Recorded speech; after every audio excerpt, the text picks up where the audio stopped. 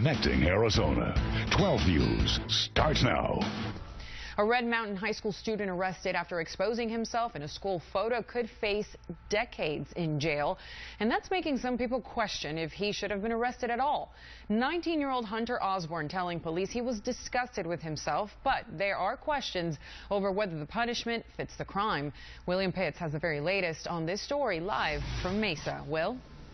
Well, if Osborn has to register as a sex offender, that's all anybody will see, not the circumstances behind what happened. And that's why a lot of people are saying the punishment doesn't necessarily fit the crime, and the Mesa police went too far with the recommended charges.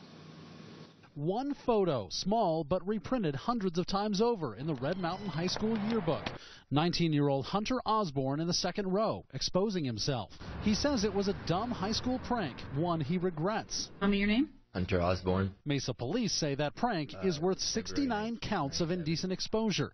If he's convicted, a judge could make him register as a sex offender. I've never heard of 69 charges from a single incident on indecent exposure. It's outrageous that they're doing this to this young man. Attorney David Michael Cantor says he's seen people in similar positions, facing the end of life as they know it. He faces potentially 34.5 years in prison.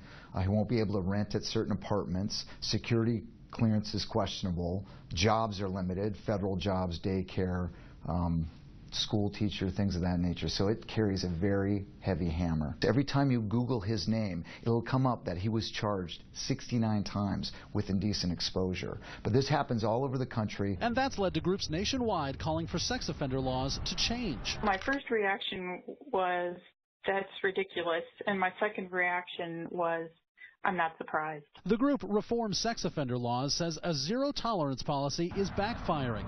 Kids with relatively mild charges can be branded for life, sent to prison, where they can be sexually abused themselves. The country really is kind of in the midst of a sex panic.